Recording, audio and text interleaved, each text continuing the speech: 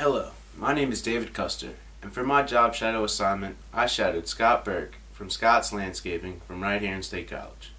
The first thing we did was sit down to get to know each other. He asked me a few questions about who I am, the experience I have in the industry, and where I would like to go. He then gave me some advice and told me his story building his business into what it is now. He really emphasized the amount of work that goes into starting your own business. He told me that he used to work anywhere up to a 20-hour day. He said you have to work during the day in the field in your business, and then after you have to work on your business, as in calling clients, doing designs, and coming up with new ways to expand your business. He told me that when starting a business, it is important to make connections with 3 people. They are a banker, an accountant, and an attorney. We then got into a quick interview, and I asked him a few questions. The first question was, why did you start your own business? He said that he saw the opportunity to run things his way and wanted to be his own boss.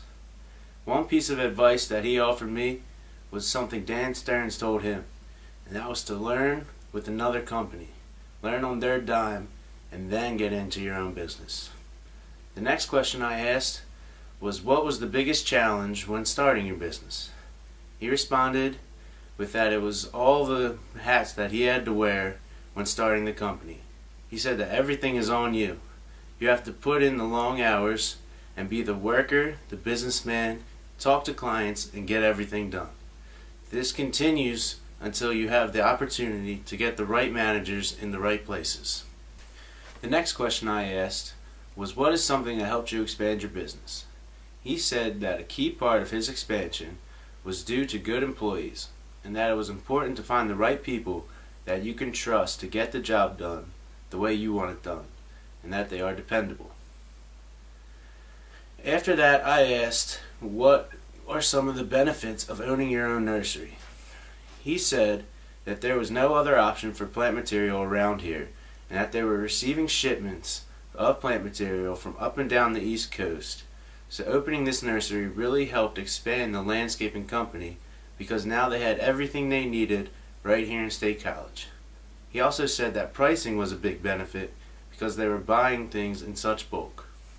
The last question I asked him was, where do you see the business and the industry going in the next few years? He said that for his company, he expects to grow within each division. He said that the nursery is still relatively new and hopes that more contractors come in to see the nursery and buy plants. He also talked about adding the erosion control division, which is about 2 years old, and that they are already doing work all across PA and expects that to grow a lot throughout the next couple years. About the industry as a whole, he said that he expects it to recover and heal from the last couple years that were pretty hard on the industry as a whole.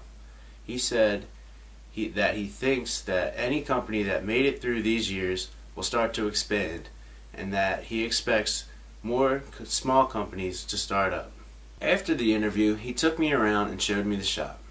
He told me that when putting his shop together, he wanted to make sure that he had enough space so that he could have everything that his crews would need right there at the shop. He didn't want his crews to have to go anywhere else to get mulch, soil, or gravel, because that would not be an efficient use of time. After touring the shop, we went to the nursery.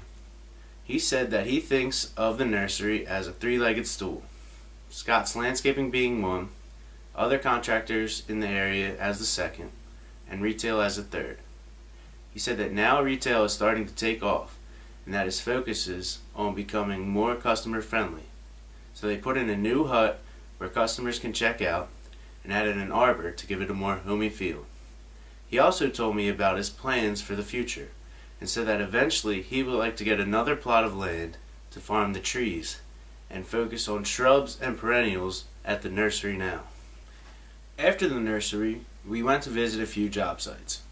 He told me that they are about 60% residential and 40% commercial right now, but that's not including the erosion control division, which is all commercial.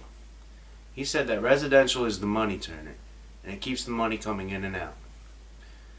For commercial, he said it could take anywhere from 30 to 120 days to get paid for a job, and that the average is anywhere from 60 to 90 days.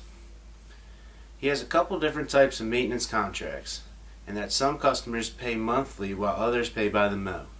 He said there are advantages to both because paying by the mow is good in the spring when grass is really growing, but not as much in the summer when the grass starts to die out. But this is where the monthly pay helps.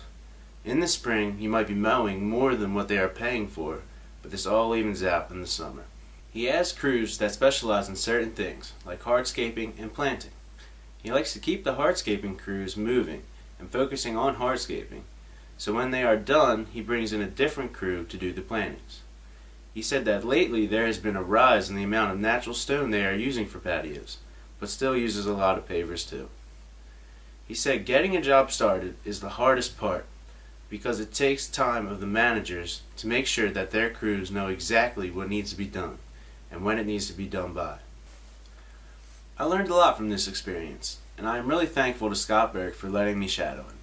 I learned that it is going to take a lot of hard work to get my business started, but I think that I am ready for the challenge.